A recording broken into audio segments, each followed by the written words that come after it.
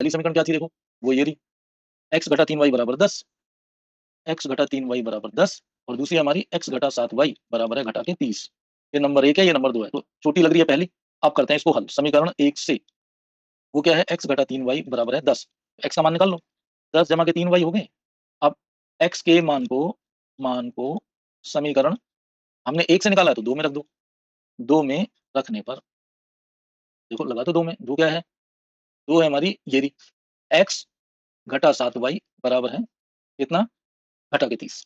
तो देखो x का मान लगाओ, वो क्या है 10 जमा 3y, ये रहा, यहाँ लिख दो 10 जमा 3y, तो कितना हो जाएगा, सॉल्व करो, 10 जमा 3y घटा 7y बराबर घटा का 30। तो ये कितना हो गया, 10 घटा के 4y जमा का 3 घटा के 7, तो घटा के 4y बराबर 30। घटा का 4y है, इसको उधर भेजो ताकि जमा बन जाए, तो इधर आके जमा का बन गया, इधर 10 है, जमा का 30 इधर आएगा, घटा का 30। ठीक है, नहीं भाई कुछ तो गलती हुई है हमसे, क्योंकि ये तो 30 ज्यादा हो गया तो उत्तर घटा में आएगा, जो कि पॉसिबल नहीं है। तो देखो क्या गलती हुई है, ढूंढो ढूंढो। अगर हम पीछे जाकर देखें तो इसने क्या कहा, 5 साल बाद 3 गुनी थी, तो सही है ये, x5 3y 15, x minus 3y 15 minus 5 है, ठीक है। 5 वर्ष बाद, 5 वर्ष पूर्व 7 गुना थी, ये भी ठीक है। x माइनस 5, ये हो जाएगा 7y घटा 7 पंजे 35, ठीक है।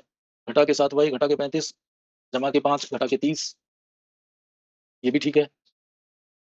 x घटा 3y बराबर 10, हाँ देखो बात सही है। तो देखो हमने यहाँ क्या करा, x का मान निकाला, 10 घटा का 3y जाके जमा का 3y बन गया, इसमें लगा दिया x घटा के 7y बराबर घटा के 30, घटा का 4y। अच्छा हाँ देखो गलती कहाँ हो गई, गलती देखो यहाँ हो गई, ये घटा का 30 है, घटा 30 है, और हमने यहाँ क्या लिख दिया, जमा 30 ना, ये घटा 30 है, वही मैं कह रहा हूँ, कहाँ गलती हो गई, ये घटा 30 था, तो घटा 4y इधर आके जमा 4y बना, जमा 10 इधर है, और घटा का 30 इधर आके जमा का 30 बना।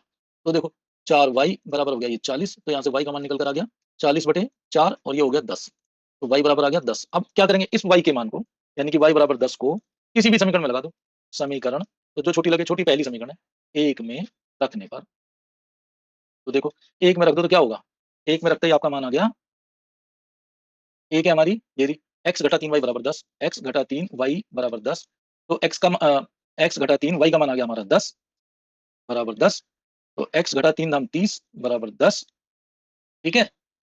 तो x बराबर आ गया 10, घटा का 30 उधर जाके जमा हो गया, बराबर आ गया 40, तो x बराबर हो गया 40, और y बराबर है हमारा 10।